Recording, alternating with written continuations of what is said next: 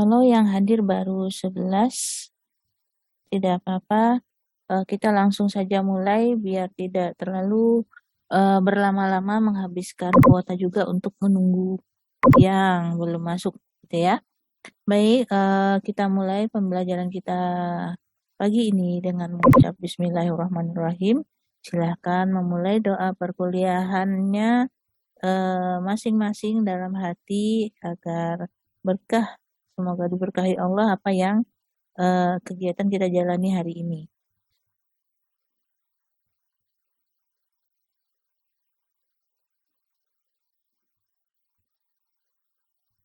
Oke, di pertemuan kali ini kita akan membahas tentang salah satu hal penting juga yang wajib ada dalam kita membuat laporan penelitian maupun nanti membuatkan artikel untuk dipublikasikan, yaitu kita sebut sebagai daftar pustaka. Oh ya, sebelumnya di tugas proposal penelitian yang sudah mengumpulkan sebanyak 1, 2, 3, 4, 5, 6, 7, baru 7 orang ya.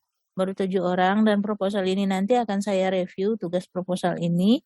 Untuk kemudian selanjutnya kalian akan mulai melakukan presentasi proposal penelitian kalian. Seperti itu. Jadi ini kita udah di pekan ke-11, tinggal 3 pekan lagi atau hanya 6 kali pertemuan untuk kita bisa melaksanakan presentasi. Jadi jika waktunya mencukupi hari ini, setelah saya menjelaskan daftar pustaka, saya juga akan menyampaikan terkait presentasi, bagaimana teknik presentasi.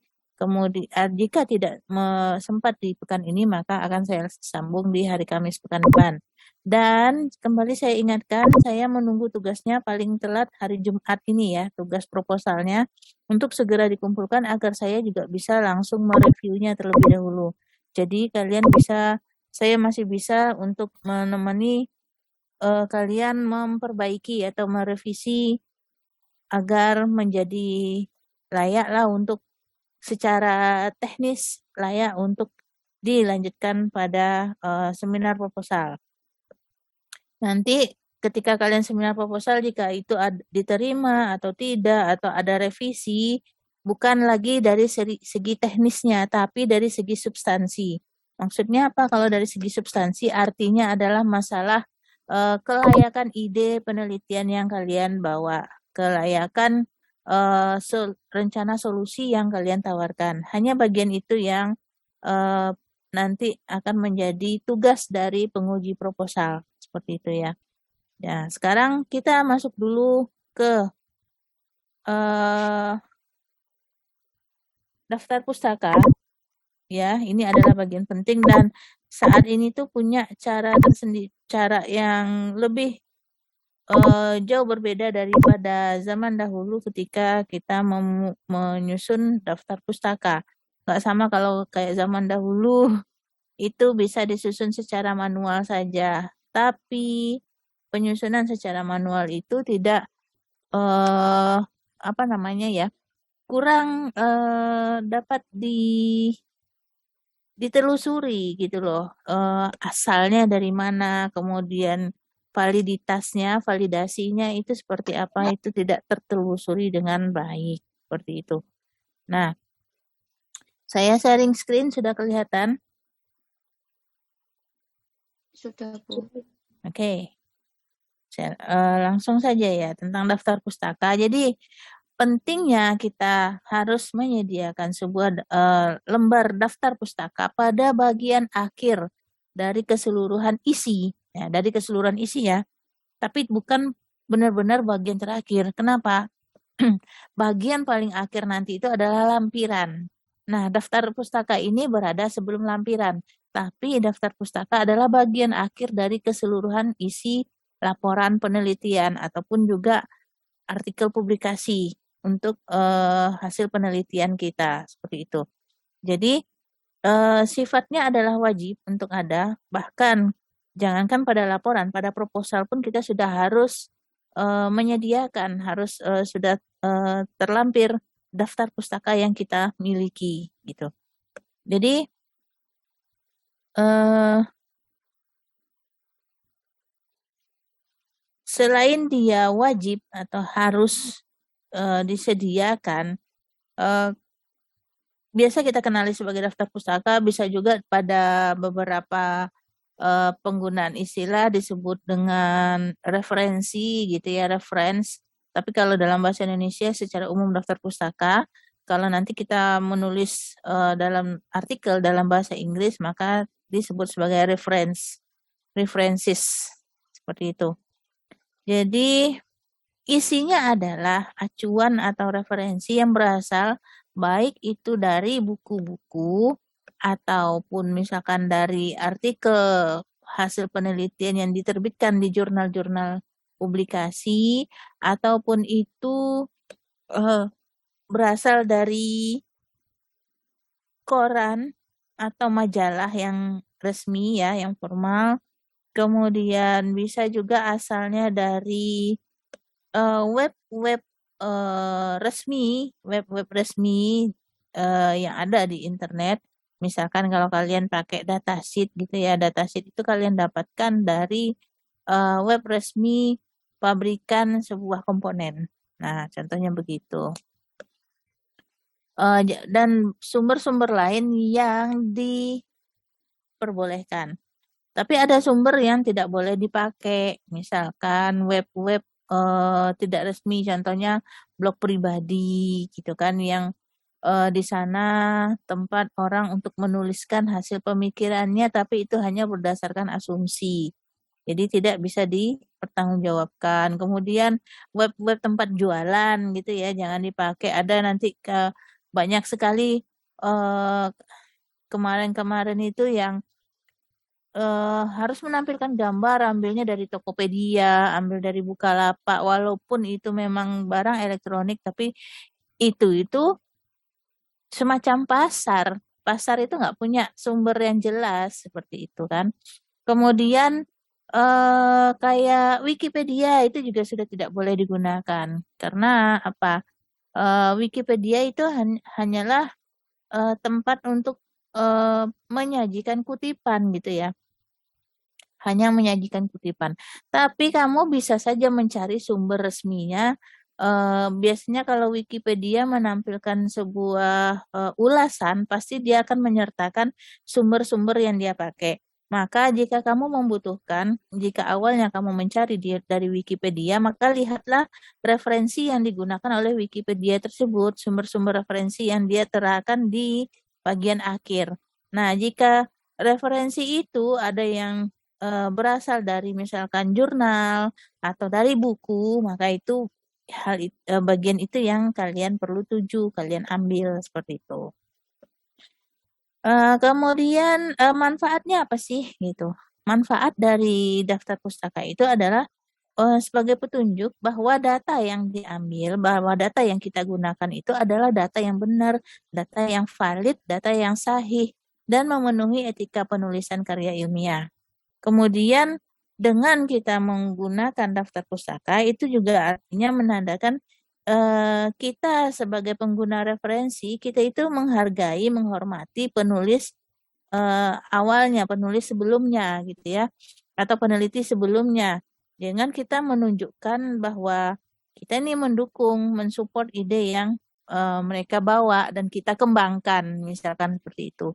Atau kita memiliki irisan ide yang sama dengan penulis atau peneliti sebelumnya. Seperti itu.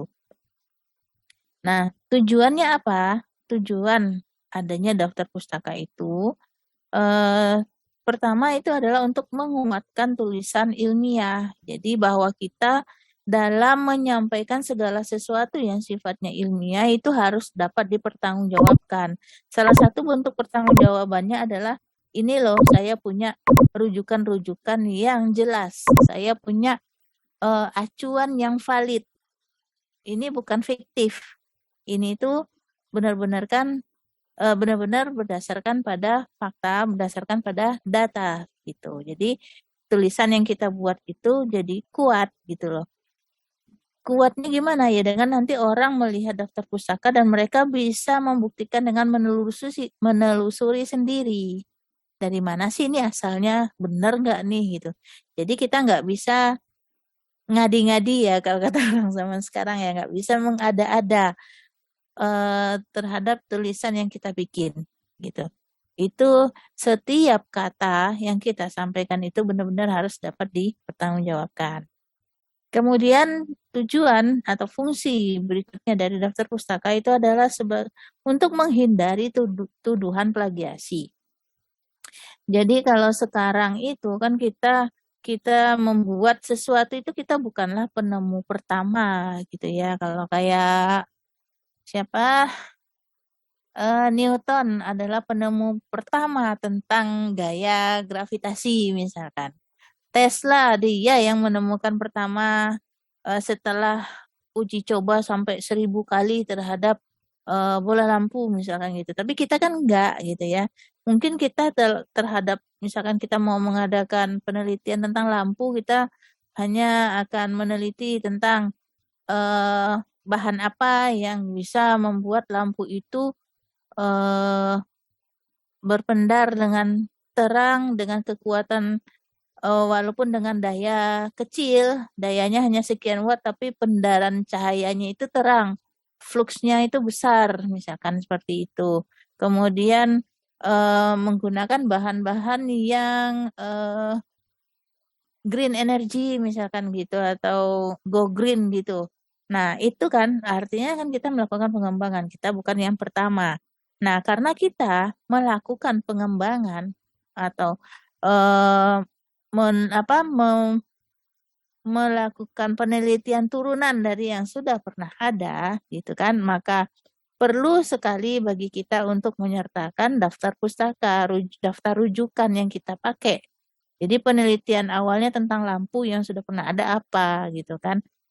Karena kita mau pakai juga penelitian tentang lampu dalam bentuk pengembangan, maka yang penelitian awal tentu harus kita bawa, tentu harus kita jadikan sumber acuan sebagai pijakan kita untuk melakukan penelitian berikutnya gitu. Dengan demikian harus kita cantumkan penelitian sebelumnya sebagai sumber referensi. Jadi eh, kita memiliki irisan teori atau irisan ide yang sama dengan penelitian yang sebelumnya, tapi kita tidak akan dituduh sebagai penjiplak karena ada hal yang berbeda. Walaupun di sisi lain ada hal yang terpaksa harus sama gitu loh. Dengan karena itulah maka kita perlu menggunakan daftar pustaka, menggunakan mencantumkan sumber-sumber rujukan kita itu pada daftar pustaka agar kita nggak dituduh jiplak, nggak dituduh nyontek. Kenapa? Kalau kita dituduh jiplak, nyontek dan segala macam itu jatuh-jatuhnya nanti akan bersentuhan dengan masalah hukum dan susah jadinya gitu loh. Ininya tuh lo nggak main-main sekarang kalau sudah urusan plagiasi memplagiasi gitu. Makanya sekarang itu bahkan sampai ke urusan jika sudah punya sesuatu, sudah menghasilkan sesuatu dari hasil penelitian, malah harus segera diurus hak cipta modelnya, hak ciptanya atau patennya gitu kan. Supaya apa? Supaya tidak ada orang lain yang eh, kebetulan mungkin melakukan hal yang sama dengan kita, terus mereka mengklaim itu punyanya. Jadi sekarang harus cepat-cepatan juga harus mempatenkan gitu. Lebih jauh sih begitu. Tapi itu yang jelas tujuannya itu agar kita terhindar dari tuduhan jiplak, nyontek, atau plagiasi. Terus tujuan lainnya adalah untuk menghormati penulis atau peneliti sebelumnya yang kita jadikan sumber acuan tersebut. Karena kita ya harus apa namanya dengan segala kerendahan hati mengakui bahwa itu orang lain yang sebelumnya melakukan itu memang eh, sudah lebih dahulu memiliki ide tersebut dan kita sebagai penerus dari apa yang disampaikan itu. Selanjutnya, daftar pustaka akan menjadi sumber informasi bagi pembaca atas sumber kutipan karya ilmiah yang kita tulis. Jadi misalkan saya punya artikel, di artikel saya membahas segala sesuatunya, saya sertakan sumber acuannya, ya, acuannya, referensinya, saya tuliskan di daftar pustaka. Nah, kalian untuk meyakinkan diri kalian ketika membaca artikel saya, kalian pasti akan melihat sumber referensinya, kalian temukan, oh, Bu Oktri ini bicara tentang fotovoltaik, sumbernya lo dari sini. Maka sumber itu bisa kamu buka, kamu telusuri lebih jauh. Sejauh mana sih dia membahas tentang fotovoltaik? Benar nggak nih yang disampaikan Bu Oktri di artikelnya dia tentang fotovoltaik? Nah, gitu. Kalian bisa menelusuri sendiri gitu loh. Jadi kalian bisa mencari pada sumber yang lebih awal terhadap sesuatu yang disampaikan tersebut, sumber yang lebih validnya. Valid kalau secara udah diterbitkan secara ilmiah sama-sama validnya, tapi yang lebih dahulu seperti itu. Dan kalau masalah valid yang lebih berat nilainya jelas adalah yang sudah pada sumber-sumber yang bersifat teoritis seperti itu ya, pada buku-buku biasanya. Nah, dalam membuat daftar pustaka, kita juga harus mengikuti sejumlah aturan yang ditetapkan. Apa aja sih aturan-aturan yang perlu kita tahu tentang sumber pustaka, daftar pustaka? Yang pertama,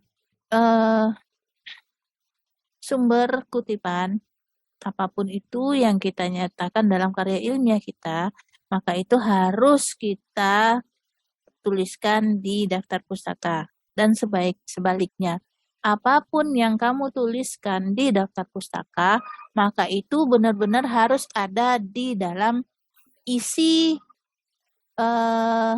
laporan atau artikel atau pembahasanmu. Jangan sampai sumber kutipannya ada tapi daftar pustakanya nggak ada. Atau sebaliknya, kamu punya daftar pustaka tapi di pada bagian bahasan atau kajian nggak kamu sebutkan gitu.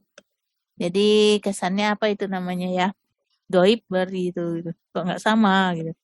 Jadi daftar pustaka dan kutipan itu atau sitasi itu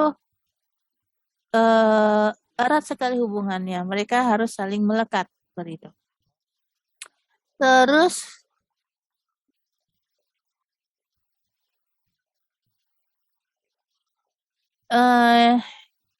ya, A dan B ini sama ya. Pustaka yang dimasukkan dalam daftar pustaka hanya yang dirujuk atau dikutip dalam tulisan. Jadi jangan sampai apa yang gak kita rujuk tapi ada di daftar pustaka. Kemudian kebaruannya itu biasanya kalau untuk sistem tenaga itu bolehlah sampai 10 tahun gitu ya. Kecuali nih di sini kan 90%. Yang 10% itu adalah buku-buku yang memang amat sangat teoritis sifatnya gitu. Buku yang benar-benar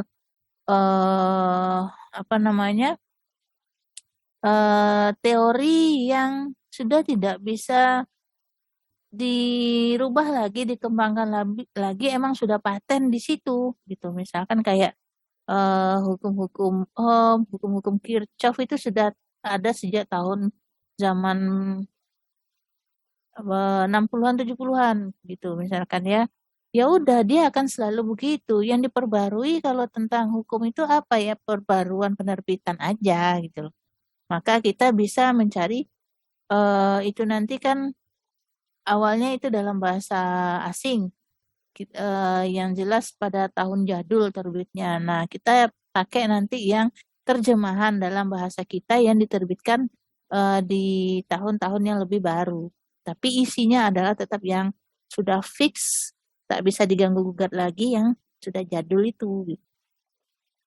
Kalau untuk anak teknik komputer atau sistem informatika itu lebih lebih berat sih.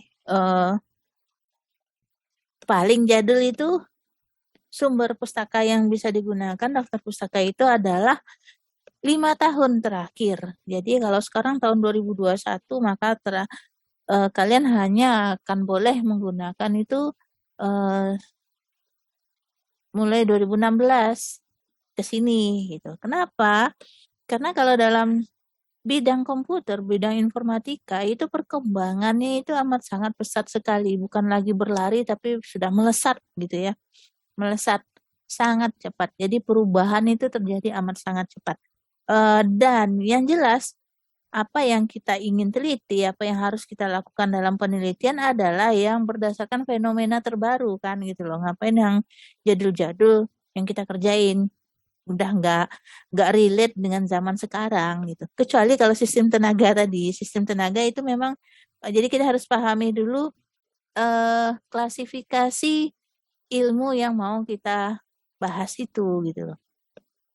Nah, kalau komputer, bidang-bidang komputer, bidang-bidang informatika tidak bisa lagi kita em, membahas yang sudah super jadul. Kayak dulu aja komputer segede segede kamar, segede ruangan gitu kan. Masa kita mau balik ke sana kan nggak mungkin orang mencari saat ini tuh teknologi yang udah super super super super super super apa namanya high speed, fast speed dan segala macam gitu. Jadi nggak relate lagi kalau kita menggunakan yang terlalu lama gitu. Terus rujukan primer 80% rujukan primer itu artinya ya kayak buku-buku teoritis, hasil-hasil jurnal artikel yang dipublikasikan di jurnal. Nah, itu rujukan-rujukan primer atau misalkan data-data yang berasal dari suatu kelembagaan, misalkan BMKG, misalkan Dewan Energi. Nah, itu kan adalah eh, lembaga-lembaga resmi yang datanya dapat dipertanggungjawabkan gitu. Nah, itu masuk dalam rujukan primer. Data penulisan harus konsisten dan ikut panduan. Nah, biasanya masing-masing lembaga itu memiliki template-nya sendiri, tapi template itu tetap harus mengacu pada metode yang berlaku umum terhadap penulisan, standar penulisan. Nanti metodenya seperti apa ada di slide berikutnya ya. Kemudian daftar pustaka itu ditulis satu spasi berurutan secara alfabetis tanpa nomor untuk laporan penelitian dan bernomor pada artikel publikasi. Jadi jika kalian lihat di laporan hasil penelitian, di laporan skripsi, biasanya itu kita nggak pakai penomoran. Kita menggunakan mengkutip senama orangnya setahun tahun yang di tahun tahun sumber acuan tersebut.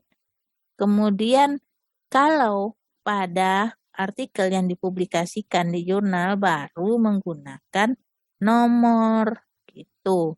Akan tetapi saya tidak tahu kenapa di prodi elektro sekarang baik di proposal maupun laporan dan bahkan nanti di artikel itu mintanya sekarang pakai nomor gitu ya. eh Diikuti saja seperti apanya karena memang standarisasinya juga belum di apa namanya difikskan gitu kan, baru mengalami perubahan tapi ya oke lah gitu, diikuti aja dulu. Kemudian tentang bagaimana cara penulisan, ini pada poin H dan I. Jika literatur ditulis oleh satu orang, nama penulis ditulis nama belakangnya lebih dahulu, kemudian diikuti dengan singkatan atau inisial, nama depan dan nama tengah, kemudian dilanjutkan penulisan tahun, judul, dan identitas lain. Nanti untuk Hah? Se. Bentar. Saya ngomong dah sendiri dari tadi berarti. Ini gimana? Coba di stop share dulu, saya ulang share.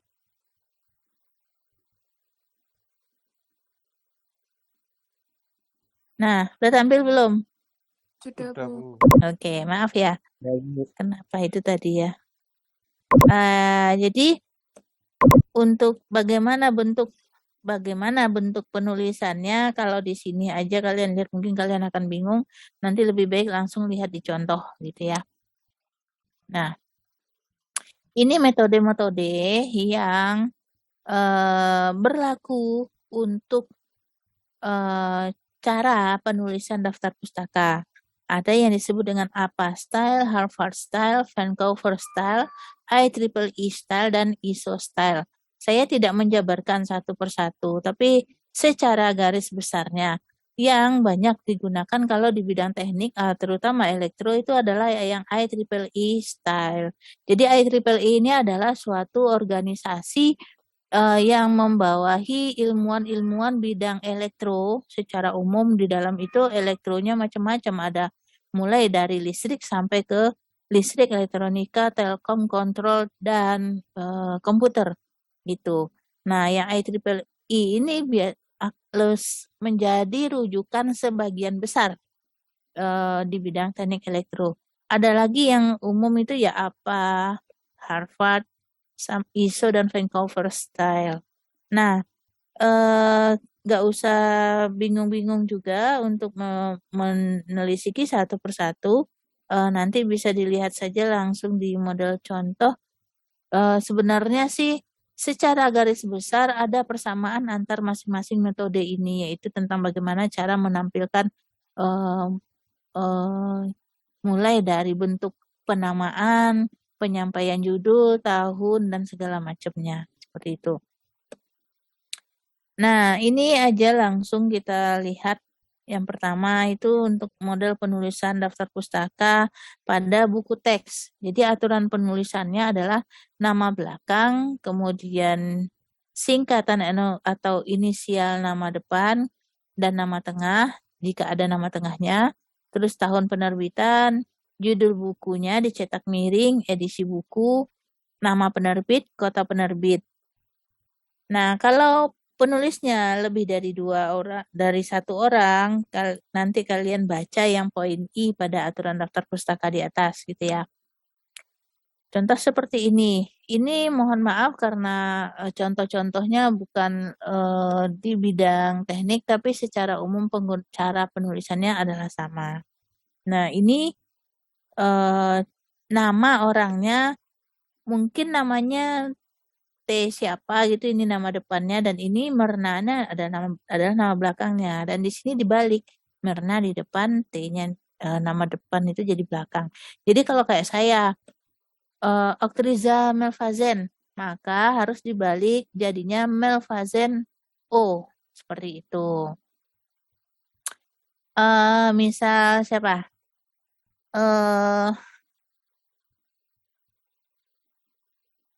Anissa Fitri Ayu, milenia, maka dibalik jadi milenia AF, seperti itu.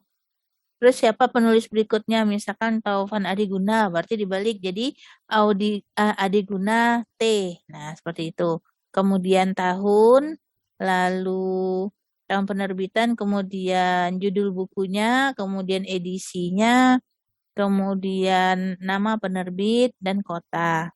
Seperti itu. Dan ini contoh-contoh berikutnya.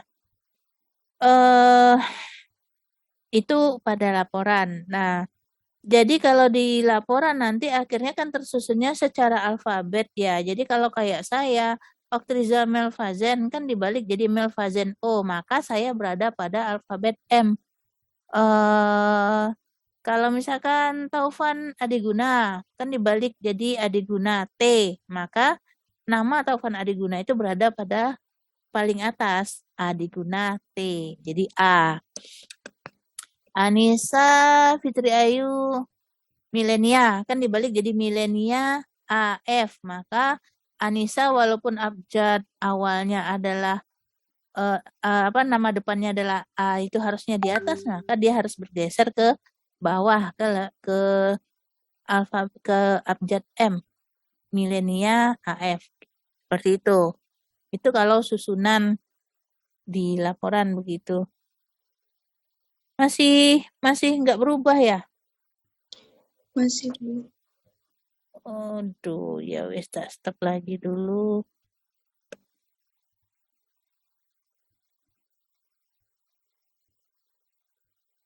Bentar.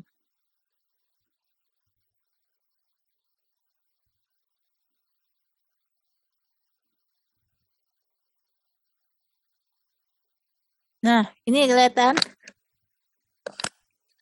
Kelihatan, Bu. Oke, seperti itu. Jadi tadi yang saya sampaikan ya, buku teks. Jadi nama orangnya itu dibalik, nama belakangnya ditaruh di depan, kemudian nama awal dan nama tengah, jika ada nama tengah itu hanya dipakai inisialnya saja. Itu intinya seperti itu kalau buku teks. Oke, berikutnya artikel dalam jurnal. Kelihatan? Terlihat, Bu. Oke. Artikel dalam jurnal, jadi aturan penulisannya, ya nama belakang juga terlebih dahulu, kemudian singkatan atau inisial nama depan, dan jika ada nama tengahnya, terus tahun penerbitan, nama jurnalnya, volume, kemudian nomor jurnal, nomor halaman artikel, dan juga kalau sekarang tuh wajib kita menyertakan doi-nya, doi dari jurnal. DOI itu adalah Digital Object Identifier. Nah, nomor DOI itu yang terpenting sekarang. Jadi untuk menelusuri uh, sumber referensimu itu emang beneran ada atau enggak gitu itu dari DOI gitu. Jika artikel-artikel yang nggak punya DOI itu sekarang nggak laku gitu intinya. Jadi contohnya di sini nih namanya entah A siapa Ridwan gitu dibalik jadi Ridwan A tahun, kemudian judul artikelnya apa, eh, diterbitkan di jurnal mana, nomor dan volume berapa, halamannya berapa dan doi-nya berapa seperti itu. Itu nanti saya lihatkan yang contoh daftar pustaka di jurnal di artikel saya sendiri gitu ya. Kemudian kalau skripsi, tesis, disertasi, kalian bisa lihat di sini contohnya nama orangnya, kemudian judul skripsi atau judul tesis atau judul disertasinya. Nama ini tetap sama ya cara penulisannya, dibalik, harus dibalik. Kemudian tahun penelitiannya, kemudian nama program studi, nama perguruan tinggi, kota, dan tempat. Terus ada lagi artikel dari internet. Nah, ini artikel dari internet termasuk juga kalau kalian download datasheet dari internet, maka kalian sebutkan misalkan kayak Atmel gitu ya, tuliskan Atmel. Kalau hanya namanya hanya satu kata ya Atmel aja udah gitu. Uh, Terus Atmel misalkan datasheet Arduino Uno, kemudian kamu unduhnya kapan? Nah ini loh ada tanggal pengunduhan. Terus ini alamatnya, alamat websitenya, alamat webnya. Kemudian kapan kamu unduh? Ini wajib hukumnya. Kapan kamu mengunduh itu? Bisa jadi saja ya. Saya sendiri pernah mengalami. Saya mengunduh artikel dari internet. Doi-nya pun juga ada. Tapi kemudian ketika awal penelitian saya unduh sebagai bahan.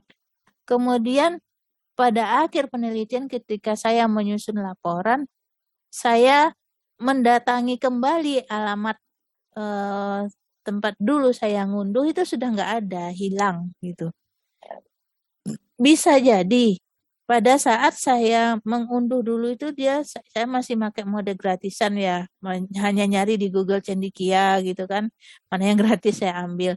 Bisa jadi itu sekarang berubah, dia nggak gratis lagi, jadi dia sudah terkunci. Jadi kita bukanya lagi udah nggak bisa gitu loh. Maka dari itu wajib hukumnya kita mencantumkan tanggal dan waktu Ya, ini sampai ke waktu ini. Kalau dulu-dulu saya sebutkan hanya sampai tanggalnya aja udah cukup. Tapi ini sampai ke waktu harus disertakan. Kenapa? Agar ketika misalkan kayak kamu ketika nanti diuji skripsi pas ujian pas sidang itu pengujimu nggak percaya pada acuanmu, pada referensimu gitu ya. Dia nelusuri sendiri. Oh, saya telusuri dulu, bener nggak kamu ngambil dari situ gitu kan. Nah, ketika bahwa itu emang bisa dibuka, oh iya beneran. Tapi ketika nggak bisa dibuka, kalau kamu nggak mencantumkan setanggal dan eh, waktu ini, kamu bisa jadi menjadi terduga yang enggak. Wah, ini bohong nih, enggak bener nih acuanmu. Ini lo nggak bisa ditelusuri, ini lo nggak bisa dibuka. Digituin.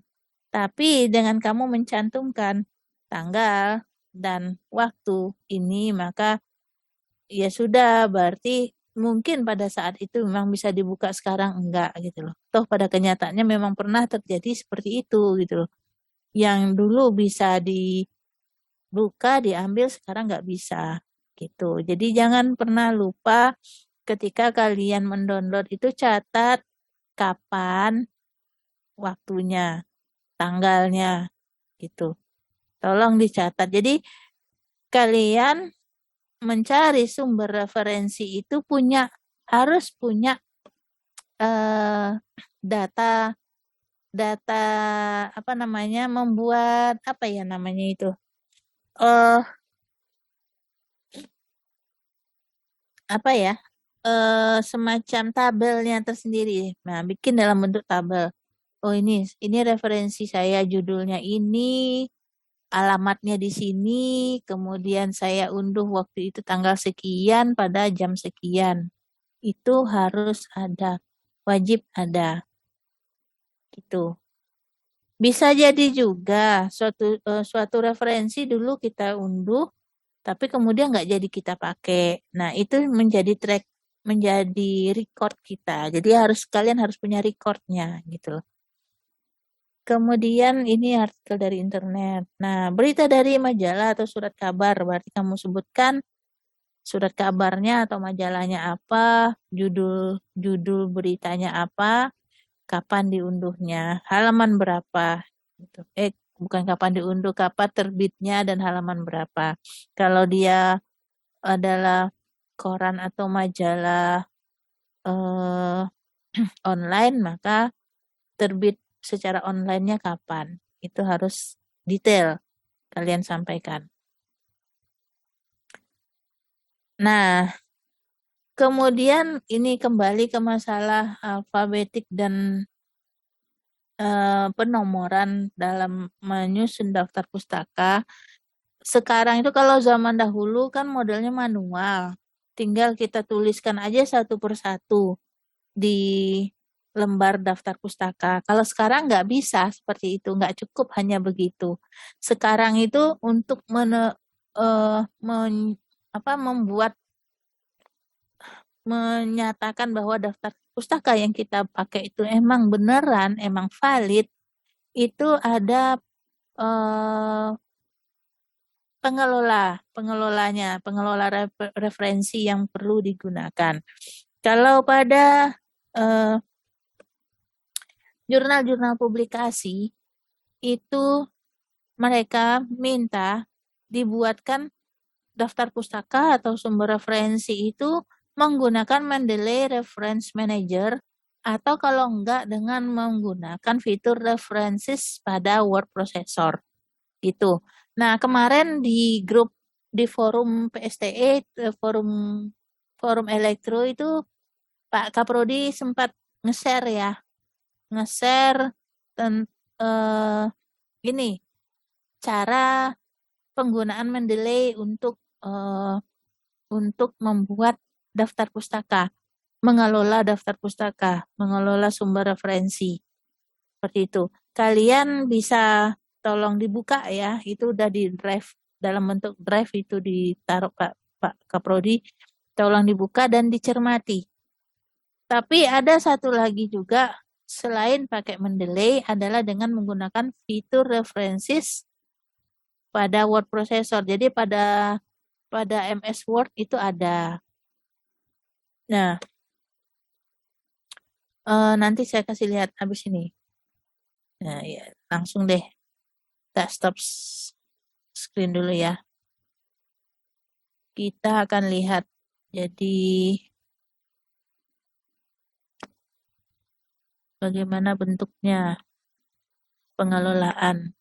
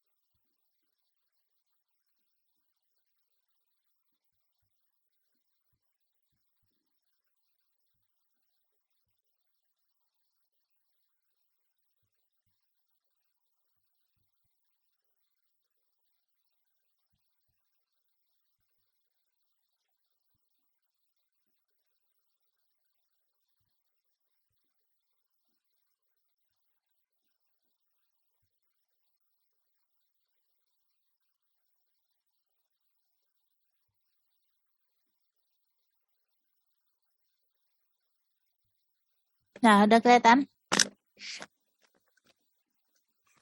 Halo? Sudah. Oke. Nah, ini ya bentuk artikel saya. Jadi ini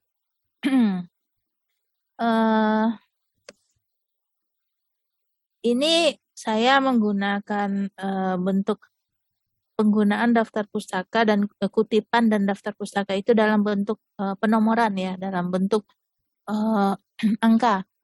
Jadi ini bisa kalian lihat di sini saya menyebutkan sesuatu, saya sebutkan sumber referensinya dengan urutan 1. Kemudian ada lagi, ini 2 sumber referensinya.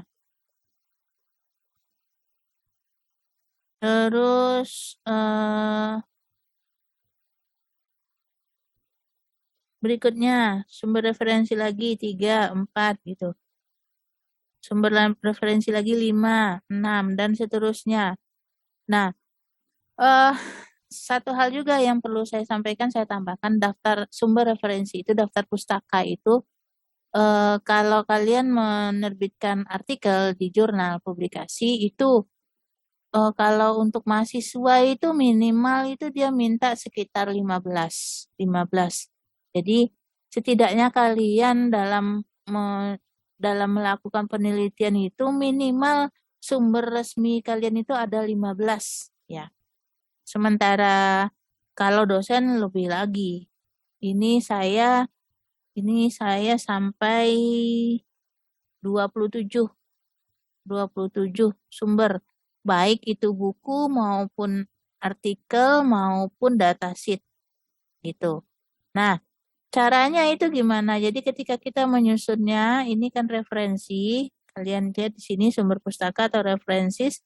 Ini nanti bentuknya ini udah terkotak begini ya.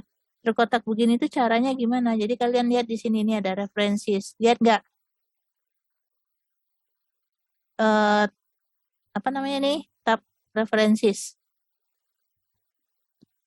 Lihat, Bu. Oke, nah di sini kalian ngaturnya, di sini kalian bikin. Jadi kalian bikin, lihat ini referensis, kemudian manage source. Oke.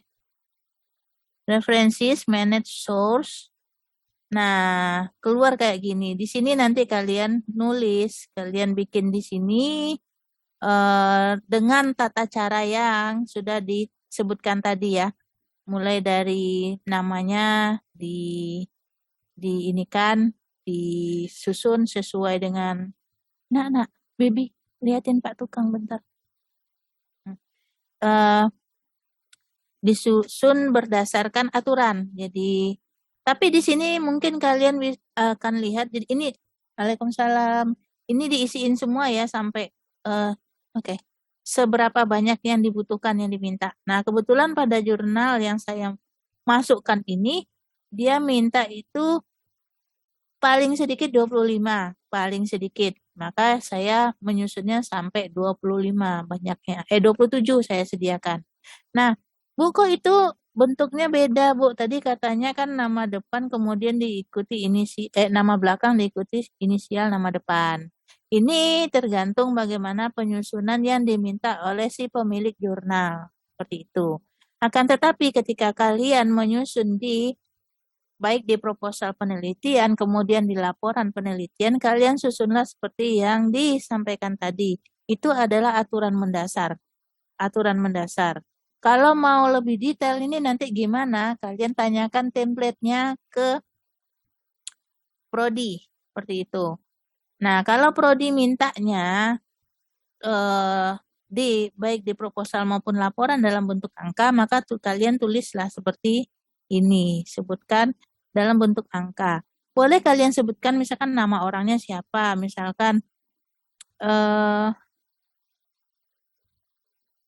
penggunaan misalkan ini algoritma optimasi adalah bagian dari artificial intelligence. Ada yang digunakan untuk single axis photovoltaic ini menggunakan uncolony optimization oleh Christian misalkan. Christian pada 2018 menggunakan uncolony optimasi uncolony untuk single axis photovoltaic tracker misalkan seperti itu. Kemudian sebutkan aja dalam bentuk angka berikutnya bahwa si Christian itu misalkan akan dimunculkan di nomor 9. Itu. Kayak gitu ya. Jadi seperti itu bentuk dari sumber pustaka. Jadinya begini. Oke, itu untuk sumber pustaka. Silakan ditanyakan jika ada yang mau ditanyakan apa yang tidak jelas dari yang tadi saya sampaikan.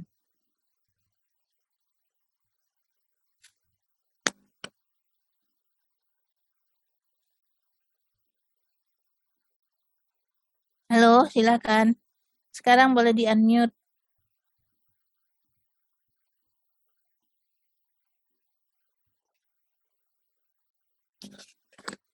Halo. Ini masih ada orangnya nggak ini semua ini? Semua pada. Assalamualaikum warahmatullahi wabarakatuh. Waalaikumsalam warahmatullahi wabarakatuh. Silakan, ada yang mau ditanyakan?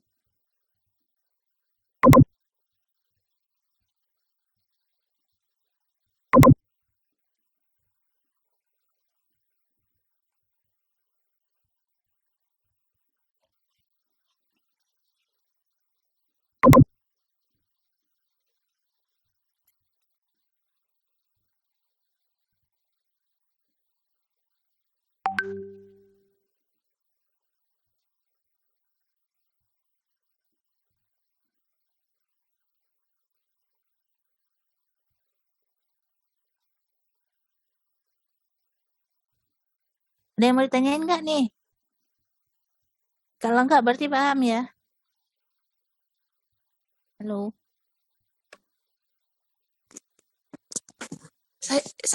Saya izin bertanya, Bu. Oh iya, silakan Anissa. Tadi kan disebutkan kalau boleh mengambil dari internet, tapi kayak di BMKG gitu. Berarti kalau kita misal mengutip kata-kata yang kayak dikeluarkan oleh Kementerian ISDM gitu, di situ kan artikel-artikel gitu. Nah, berarti itu boleh ya, Bu? Iya, jelas boleh. Jelas boleh. Jadi kayak bentar ya. Saya di artikel saya ini juga mengutip dari Dewan Energi Nasional. Bentar saya ini kan lagi dulu. Saya share screen dulu. Nah, Terlihat? Terlihat, Sudah. Bu. Nah, kamu lihat di sini. Based on Dewan Energi Nasional's data, Indonesia has a solar irradiation level of around 4.8 kilowatt hour per meter square per day gitu. Nah, ini saya diambilkan secara singkat saja. Terus ini saya tuliskan di sini Dewan Energi Nasional itu kutipannya adalah yang nomor 2. Nah, nanti misalkan siapapun yang membaca, dia akan bisa mengunjungi ini. Jadi di sini memang tidak terlampir lagi apa namanya alamatnya karena kalau kita mencari di Google Dewan Energi Nasional Republik Indonesia itu akan langsung tertuju pada web resmi si Dewan Energi itu. Walaupun kita di sini tidak disampaikan alamatnya secara detail itu. Apapun data yang punya Dewan Energi itu boleh kamu pakai data yang mereka publish. Jadi kayak gini data ini saya bilang bahwa tingkat iradiasi eh, matahari di Indonesia tuh 4,8 kilowatt hour per meter persegi per hari. Nah, orang akan bertanya, kamu bisa ngomong gitu itu dari mana gitu? Apa dong inimu apa acuanmu kok bisa kamu ngomong gitu? Kan gitu kan? Emang kamu nguji sendiri? Ya enggak, saya enggak nguji sendiri. Ini omongannya Dewan Energi Nasional gitu. Jadi itu adalah data yang boleh kita pakai gitu. Gitu Anissa contohnya. Apalagi yang lain BMKG, oh curah hujan di Indonesia itu segini. Kalau di Kota Malang tuh segini gitu. Atau misalkan yang mau bermain-main dengan suhu, misalkan suhu harian Kota Malang itu kalau siang sekian, kalau malam sekian. Dapat dari mana? Apakah kita ngukur sendiri? Kita bisa ngukur suhu sendiri, tapi kan itu bukan sesuatu yang sahih gitu kan.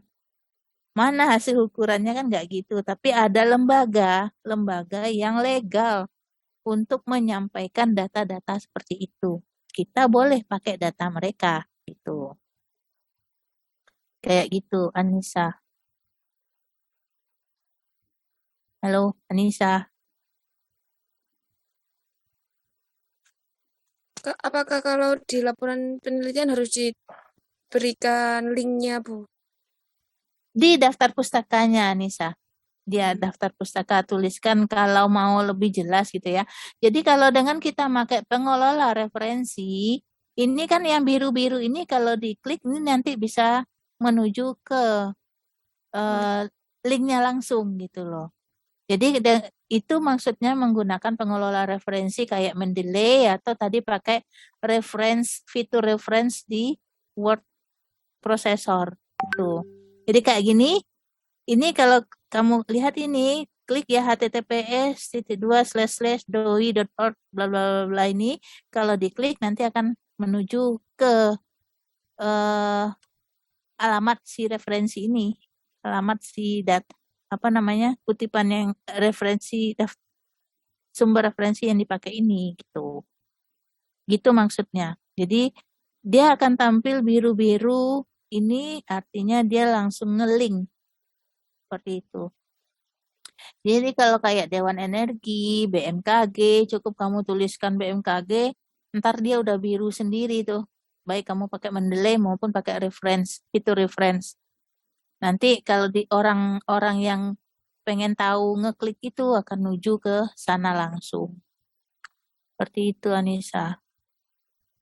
Baik, Itu. terima kasih. Oke. Jadi karena semua sekarang kan berbasis online gitu kan. Jadi apa-apa itu harus terdetek, semua harus terdetek gitu. Jangankan apa namanya hasil-hasil karya itu nyari orang aja sekarang nulisin namanya langsung keluar siapa orangnya kan gitu ya kalau dengan kita menggunakan internet. Nah kayak gini, Atmel, Arduino Mega Datasheet. Saya cuma nulisin gini doang nih, dia udah biru sendiri. biru sendiri, nanti kalau diklik ya menuju ke sana. Ini Manonet Current 2021 ini adalah sumber referensi saya untuk fotovoltaik. Nah, ini kalau diklik langsung akan menuju ke alamat tempat yang saya pakai. Itu.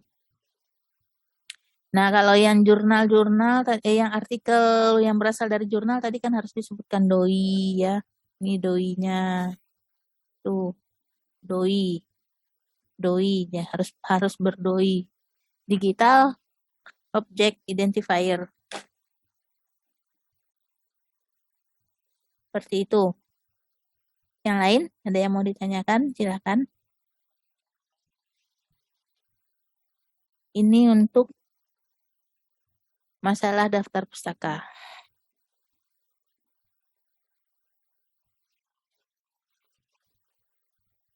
Jadi, yang saya sampaikan di sini mungkin simpel saja ya. Kalian nanti bisa mencari tahu lebih jauh terhadap gimana sih caranya menuliskan referensi. Bisa kalian telusuri lagi sumber-sumber lainnya yang harusnya tentunya sahih.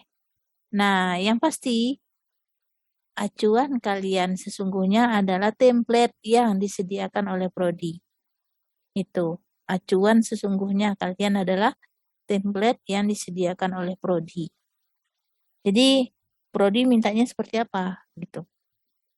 Kemudian kalau kalian nanti mempublikasikan hasil penelitian kalian, maka yang akan menjadi acuan penulisan kalian adalah template yang diterbitkan oleh jurnal yang kalian tuju.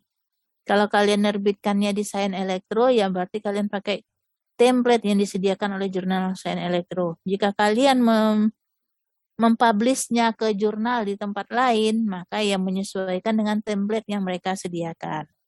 Jadi kalau misalkan kalian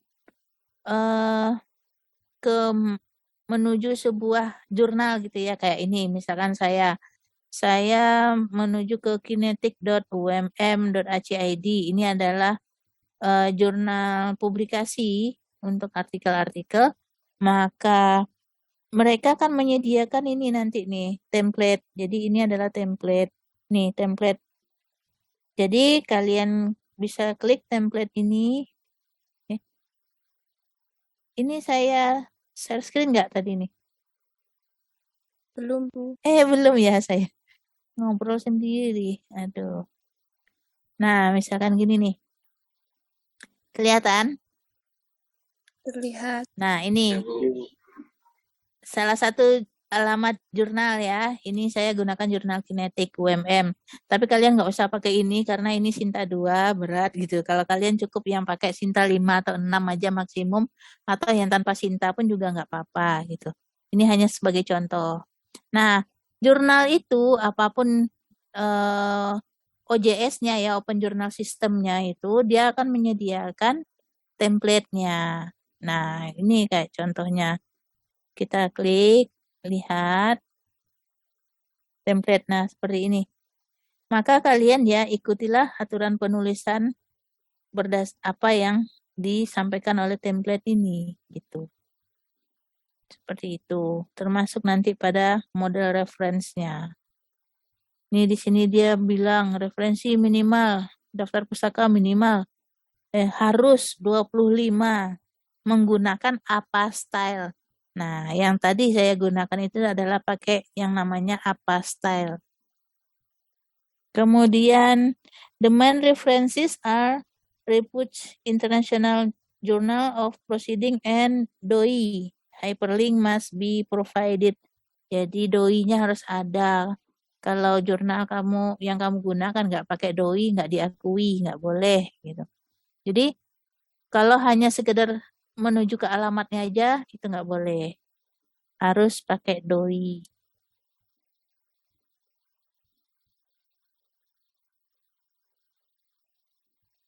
Gitu. Nah, ini contohnya DOI-nya. di si kinetik tadi. Ini karena baru terbit kemarin maka belum diaktifasi gitu. Oke, seperti itu. Ada lagi yang mau ditanyakan? Silakan.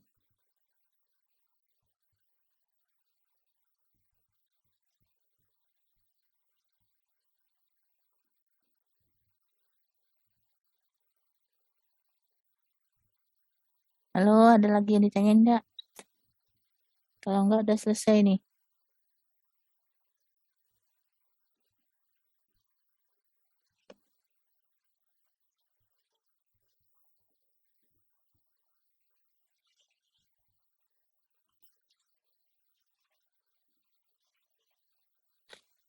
Yang proposal, saya minta hari ini, terakhir kan ya, batas waktunya hari Jumat, sudah mengumpulkan baru 7 orang. Silakan yang lain segera mengumpulkan agar bisa segera saya review.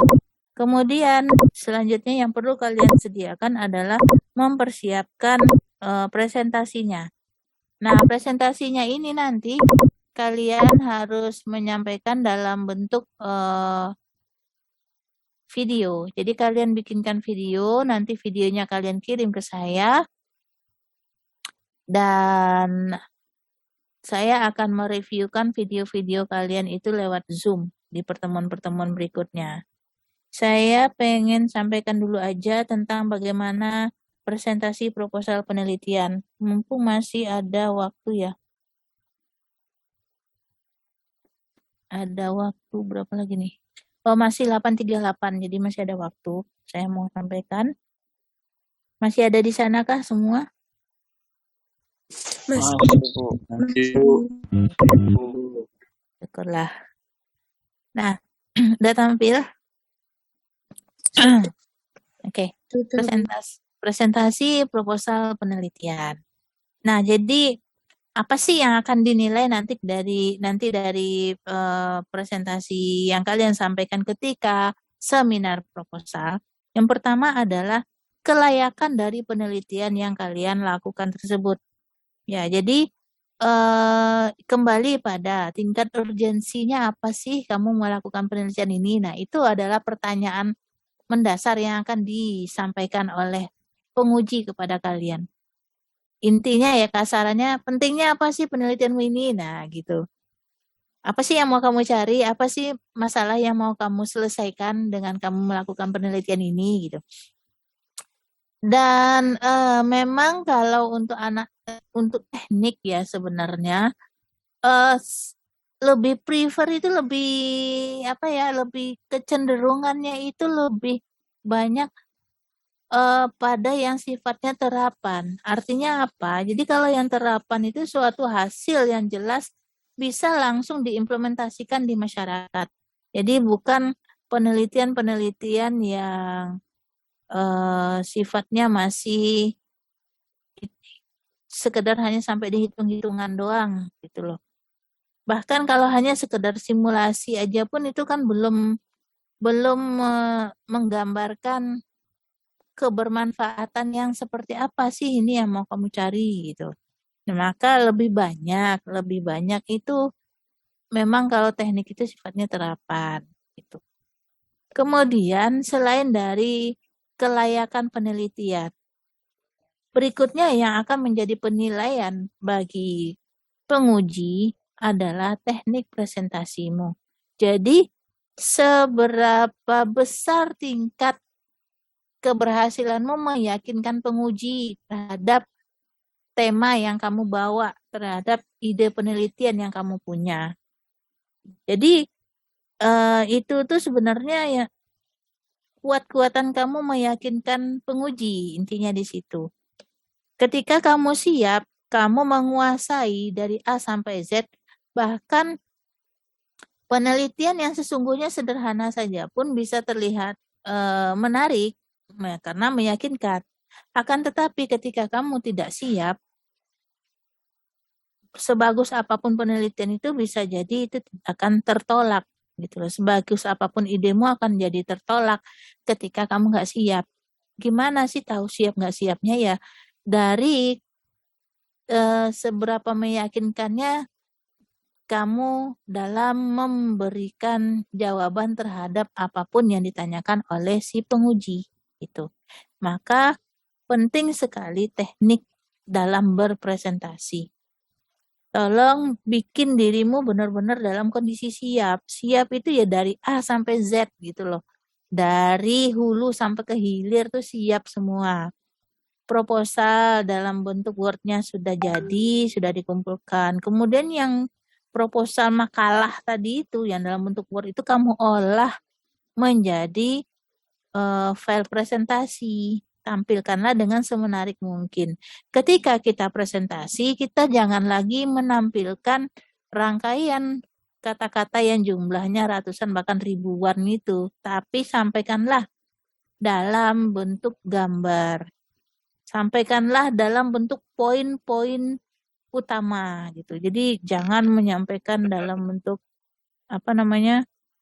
benar-benar yang dari makalah proposal itu kamu copy paste, kamu taruh di file presentasi. Jangan. Apalagi berani-beraninya menampilkan Word-nya langsung. Nah, itu udah gagal itu gitu loh. Kalau zaman dulu ya sebelum pakai sebelum pakai adanya PowerPoint dan segala macam, dulu waktu saya S1, saya uh, ujian tahun 2004 itu uh, kan belum ada laptop zaman itu. Kita ya masih komputer, masih PC gitu loh. Masih personal komputer gitu. Jadi ketika ujian nggak pakai laptop masih pakai OHP. Jadi ditulis kalian tahu nggak eh itu kalau kalian bikin jilitan depannya kalian minta pakai plastik bening gitu kan? Tahu nggak? Halo? Ya, Bu. Oh iya, Bu. Nah, Iya, Bu, tahu.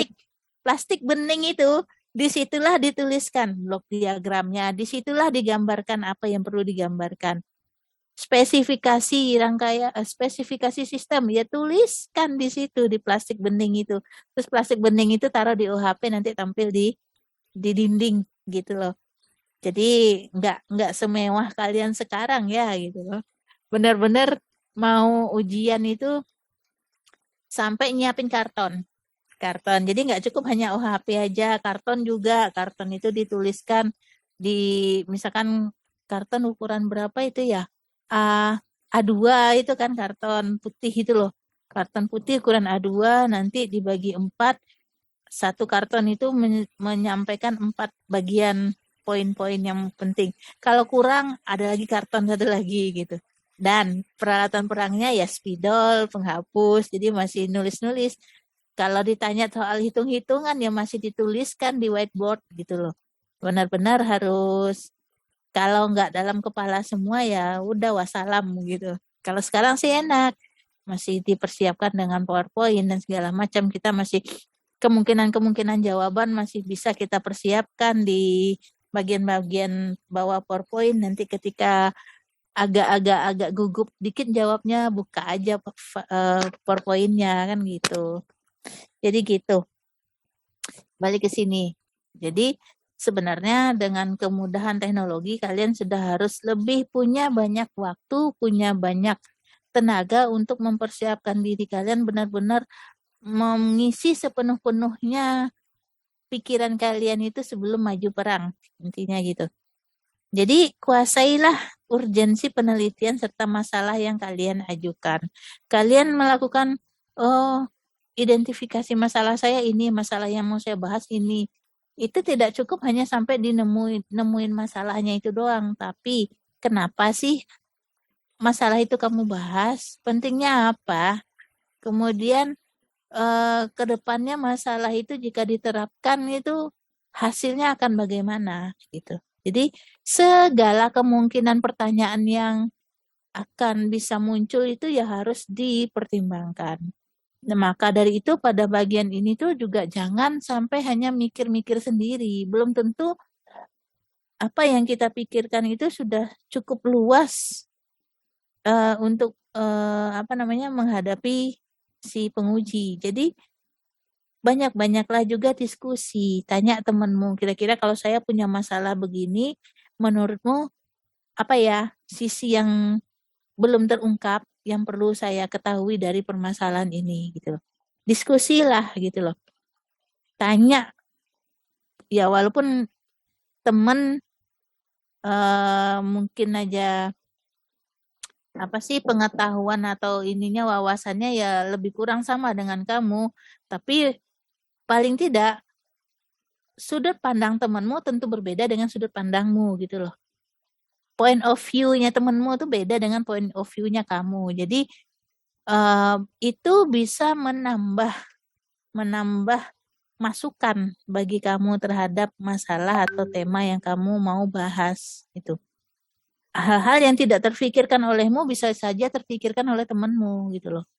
Jadi jangan menutup diri, banyak-banyaklah diskusi. Atau kalian pastinya punya grup kan, grup kelas. Atau mungkin kalian punya grup-grup komunitas di luar sana bagi kamu yang benar-benar suka banget sama elektro pasti ikut komunitas-komunitas. Ya banyaklah cari tahu dari luar sana gitu loh. Nah, itu akan menambah wawasan dan mempertajam urgensi dari ide yang kamu mau bawa, yang mau kamu lakukan gitu. Nah, ini bagian-bagian yang mendasar bahwa penelitian atau ide yang mau kamu lakukan itu harus ada nilai keterbaruannya, mengikuti fenomena yang ada, terus aktual, sesuai dengan kondisi saat ini. Kemudian secara jangka panjang harus dapat memberikan hasil atau manfaat. Kemudian menjelaskan dengan lengkap unsur 5W1H. Itu unsur lengkap dasar aja ya gitu loh. Di luar itu lebih kompleks lagi, lebih complicated lagi yang sebenarnya perlu dipersiapkan secara matang. Ya kenapa ya? Karena ini adalah hal ilmiah gitu loh. Segala sesuatunya itu harus dapat dipertanggungjawabkan, intinya kan di situ. Kemudian penelitiannya harus memiliki esensi yang jelas dan diketahui apa sih esensinya itu. Jadi nggak hanya sekedar niru dari yang sudah pernah ada. Walaupun kadang dibawa itu sistemnya sama dari yang sudah pernah ada, hanya nanti sensornya dirubah misalkan atau motornya ditukar. Itu bukan hal yang esensial untuk dibahas lagi gitu loh. Walaupun kamu sebutkan ini sudah ada yang berubah, nggak nggak sesimpel itu, nggak sesederhana itu gitu loh. Maksudnya kalau itu untuk peruntukan untuk penggunaannya sudah ada, untuk apa lagi kamu buat gitu loh. Kecuali ada peningkatan dari sisi penggunaan lebih lanjut. Nah, itu peningkatan dari sisi penggunaan ya. Jangan kamu membuat sesuatu yang kegunaannya sama, percuma. Walaupun kamu otak-atik dengan merubah, ini part ini saya rubah kok, ini bagian inputnya begini, outputnya begini, enggak. Itu bukan hal pentingnya gitu loh. Terus alasan memilih metodologinya gitu. Nah, kalau metodologi yang berbeda itu jelas sangat krusial. Misalkan tadi metode yang kamu gunakan yang biasa ada itu misalkan pakai fuzzy, terus sekarang kamu pakai metode yang metode optimasi yang lebih baru, yang mungkin saja secara proses matematisnya bisa mengalahkan apa yang didapatkan lewat fuzzy, misal. Nah, itu baru penting gitu loh. Itu baru krusial namanya. Gitu. Baru urgent gitu loh. Nah, emang biasanya di metode inilah yang lebih banyak ditekankan. Walaupun membuat sistem yang sama, tapi kalau metodenya udah beda, nah itu biasanya diterima. Tapi kalau hanya masalah pertukaran hardware, perubahan hardware, ya itu jelas nggak akan laku, nggak akan memperkecil kemungkinan untuk disetujui. Gitu. Nah, kamu harus tahu juga kelebihan dan kekurangan bukan berarti kamu menggunakan metode yang berbeda itu akan otomatis dia akan menjadi lebih baik gitu. Enggak, belum tentu juga lebih baik, kan belum diteliti. Baru kita tahu lebih baik atau enggaknya itu setelah kita mendapatkan hasil dari penelitian tersebut gitu loh. Jadi, tapi kita harus tahu dulu kelebihan dari metode yang kita mau pakai apa, kekurangannya apa. Sekiranya itu dipakai, keuntungan apa yang akan diberikan pada sistem itu, dan kelemahan apa yang kemungkinan akan muncul pada sistem tersebut. Nah, itu kita bisa memperkirakan gitu. Terus hindari ketidaksinambungan antara masalah yang diajukan dengan metodologi penelitian atau pendekatan yang digunakan. Terus pikirkan gambaran keluaran atau hasil penelitiannya. Kira-kira gimana ya nanti hasilnya gitu loh. Dengan mempertimbangkan segala kondisi yang sudah kamu tetapkan dalam spek-speknya dan spesifikasinya itu. Makanya itu penting sekali, benar-benar sudah harus siap gitu. Jangan hanya sekedar siap secara tulisan, tapi memang siap secara pemikiran gitu loh. Sayangnya banyak-banyaknya kemarin bahkan saya juga sempat takjub pada ada anak yang membawa dia udah lulus proposal nih, udah lulus proposal penelitian, udah dapat pembimbing, kebetulan yang jadi pembimbingnya saya. Ketika saya tanya dia nggak tahu apa-apa gitu loh. Lah terus kemarin nih proposal nih artinya apa gitu. Sampai udah lulus nih gimana ini gitu lah. Saya tanya tentang konsep dari penelitian ini apa ya nggak tahu gitu. Dan segala macam. Jadi jangan sampai itu terjadi. Apa yang kamu bawa itu ya benar-benar sesuatu yang sudah kamu miliki. Artinya kalau itu milikmu, maka kamu yang paling tahu terhadap hal tersebut gitu. Jangan sampai ditanya nggak bisa jawab gitu. Kemudian buatlah first impression yang baik. Nah, mulai sekarang latihanlah bagaimana seharusnya berpresentasi yang baik. Jangan baca. Jadi kalau kamu presentasi, jangan kamu baca presentasi itu. Makanya apa yang kamu tampilkan di presentasi itu sebaiknya dalam bentuk poin-poin pokoknya saja, ataukah dalam bentuk gambar, atau dalam bentuk sajian data, ataukah grafik, atau apapun. Jangan membaca. Please jangan membaca gitu ya. Kenapa? Ya membaca itu artinya kamu nggak paham, nggak benar-benar nggak berasal dari dalam dirimu sendiri gitu loh. Kalau kamu hanya membaca. Dan jangan ngadepnya itu ke filemu itu gitu, menghadapnya ya kepada penguji gitu loh. Penguji yang lihat filemu gitu, apa yang kamu tampilkan. Jadi first impression akan kamu dapatkan jika kamu benar-benar sudah menguasai apa yang perlu kamu sampaikan. Jadi kalau kamu merasa belum menguasai, jangan dulu berani tampil, tapi latihanlah dulu. Bukan berarti saya bilang jangan dulu berani tampil, ya nggak tampil-tampil, akhirnya 2 tahun sudah lewat dari semester 8 masih aja belum ujian proposal, ya nggak gitu juga gitu ya. Segeralah persiapkan diri, latih dan latih. Jadi ngomong depan kaca, kata orang ya, emang dari zaman saya dulu kuliah pun udah dikasih saran, sering-seringlah ngomong depan kaca, ya iya itu untuk latihan gitu. Atau kalau kamu punya geng gitu ya, geng, kelompok kecil yang sering ngumpul, ya pakailah waktu untuk ngumpul, untuk ketemuan itu sebagian untuk latihan presentasi. Kamu presentasi, teman-temanmu jadi audiensnya. Anggap juga mereka sebagai penguji, misalkan gitu. Suruh dia nanya dengan apa namanya, saklek-saklek gitu ya, nggak apa-apa, itu untuk latihan. Kemudian ya itu tadi, keterampilan public speaking harus kamu latih, wajib hukumnya gitu, karena kamu akan melewati itu. Kemudian presentasikanlah dengan sistematis, tepat waktu, dan lancar. Waktunya kan berbatas, alokasi waktunya kalau proposal itu hanya 10 menit. Hanya 10 menit, kemudian presentasi, kemudian tanya jawab. Nah, itu. Mestinya ketika kamu sudah menyampaikan secara lancar, sistematis, dan sudah all in gitu ya, itu bisa mempersingkat waktu tanya jawab. Wes sudah jelas kok gitu. Tapi kalau kamu belum bisa menyampaikan dengan sebaik itu, maka siap-siaplah sesi tanya jawabnya mungkin akan lebih panjang. Terus munculkan antusiasme dan kepercayaan diri, ini yang terpenting. Kalau kamu nggak pede, ya udah wassalam, tamat gitu loh. Maka percaya dirilah terlebih dahulu, benar-benar persiapkan diri.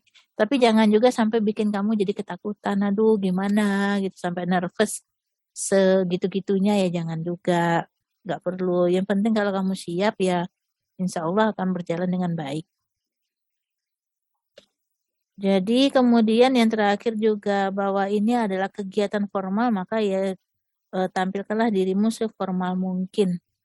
Pakailah pakaian yang formal, rapi, bersih. Bagi kalian yang gondrong-gondrong, ya tolong kegondrongannya itu dirapikan dulu. Mungkin nggak harus dipotong juga, tapi ya diikatlah rambutnya atau apa. Bikinlah dirimu seklimis mungkin gitu ya, sebersih mungkin gitu. Jangan kayak orang nggak tidur 2 malam, tampil dengan acak-acakan rambut yang belum yang sampai lupa dikeramas dan segala macam, jangan gitu. Gimana pun performancemu adalah yang pertama akan terlihat gitu loh.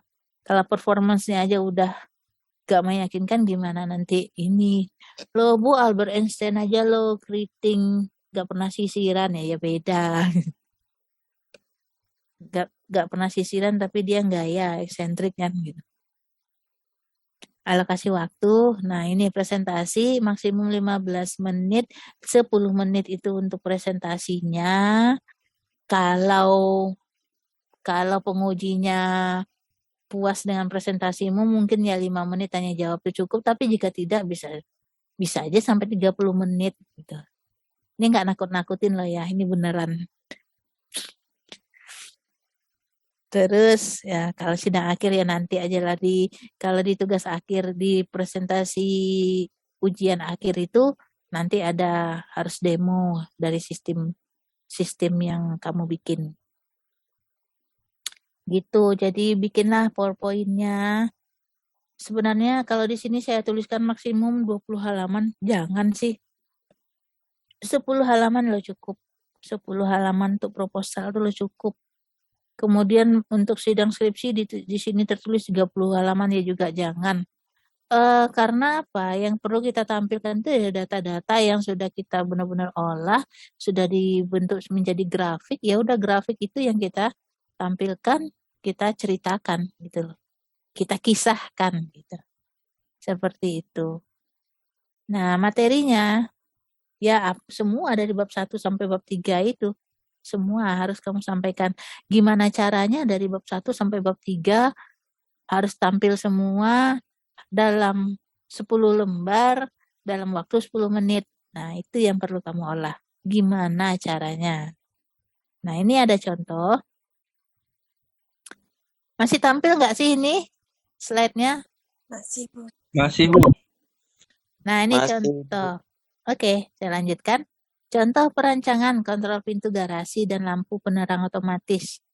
Ini contoh udah jadul, belum saya perbaiki, belum saya perbarui, tapi nggak apa-apa lah ya. Nah, ini contohnya kamu menyampaikan latar belakang. Poin-poin penting masalahnya yang terfikirkan olehmu apa sehingga kamu ingin mengangkat ide atau suatu judul gitu. Jadi kalau kayak ini, latar belakangnya adalah untuk agar bisa mengalihkan sistem buka tutup pintu garasi dari manual menjadi otomatis untuk menghemat waktu dan tenaga dalam proses kontrol, menerapkan kontrol jarak jauh sebagai bagian dari smart home. Ini nih tahun-tahun 2000 berapa ini dulu ya, 2013 kalau nggak salah. Masih baru-baru booming, bukan baru-baru sih, masih lagi booming-boomingnya smart home. Kalau sekarang ini udah nggak laku ini. Pengendalian pintu garasi dan lampu penerangan secara otomatis melalui pergerakan melewati fotodioda dan infrared. Masih sangat simpel ini. Tujuannya apa? Nah, bikinlah dengan cara yang menarik. Jangan disampaikan dalam bentuk rekening koran. Ruang lingkupnya. Nah, kamu bisa menulis dengan lebih menarik lagi dari ini, insya Allah. Nah, tinjauan pustakanya, misalkan ada seorang peneliti membahas tentang strategi reuse. Nah, ini nanti kamu linkkan ke eh, judul penelitian orang tersebut, gitu. Dia kebuka artikelnya orang, gitu kan. Kemudian masalah keandalan, masalah replacement warranty dan segala macam yang mungkin kamu mau ini kan. Terus kajian pustaka, jangan kamu sampaikan berpanjang-panjang, cukup bahwa sensor apa, misalkan microcontroller apa, udah secara garis besarnya aja. Cukup dengan menampilkan gambar jika itu perlu. Sesuaikan dengan rencana penelitian. Kemudian blok diagram. Nah, kalau ini adalah poin penting. Jadi dari sini nanti, dari blok diagram ini kamu harus jelaskan prinsip kerja sistemnya seperti apa, gitu. Masukannya mana, pengendalinya mana, outputnya mana. Kemudian jika kamu sudah merancang bentuk rangkaian, itu boleh ditampilkan. Jika belum pun, paling tidak kamu poin-poin utama dari komponen yang perlu tersedia apa, kamu udah bisa berikan, gitu. Udah, itu aja sih yang penting. Diagram alirnya, ya. Bagaimana sih cara bekerja sistem ini? Itu. Terus tahapan penelitian, sumber data, teknik pengambilan data, secara sederhana aja disampaikan. Udah deh, sampai ke daftar pustaka atau referensi. Oke? Untuk bagian ini, ada yang mau ditanyakan? Tolong di-on kan kameranya dong, saya mau print screen, mau mengambil ininya. Apa namanya? Absen. Silakan sekalian jika ada yang mau ditanyakan. Jadi, dengan saya sampaikan ini, maka pekan depan kalian sudah harus bisa mempersiapkan presentasinya dulu, ya. Presentasinya eh, kemungkinan akan dimulai ya hari hari Kamis. Kemungkinan saya kembalikan dulu ya proposal-proposalnya jika ada yang harus yang ada review, maka kalian bisa memperbaiki sambil kalian mempersiapkan presentasi. Nanti juga kalian perbaiki proposalnya jika bagi yang saya berikan komentar seperti itu. Nah, tentang presentasi ada yang mau ditanyakan dulu, silakan. Selebihnya nanti setelah ini yang ngomong adalah kalian lewat video. Jadi kalian presentasi, persiapkan diri, anggaplah ini memang benar-benar presentasi, jangan sampai ada yang nekat presentasi pakai kaos oblong ya, pakai t-shirt. Jadi siapkan dulu, kemudian kalian bikinkan videonya nanti yang dikirimkan ke saya. Seperti itu. Ada pertanyaan, Kak? Tinggal 4 menit lagi nih.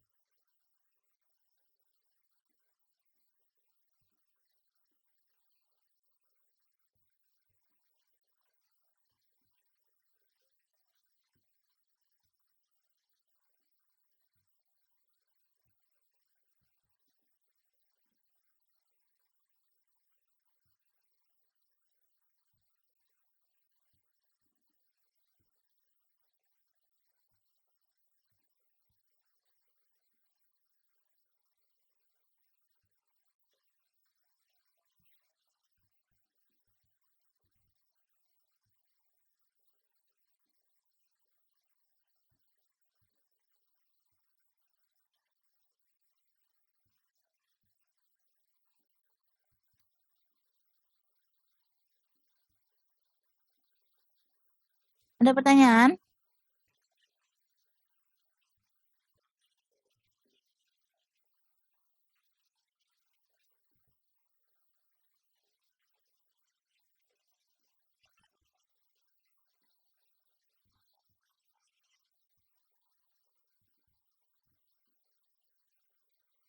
Oke, kalau tidak ada pertanyaan, saya cukupkan ya.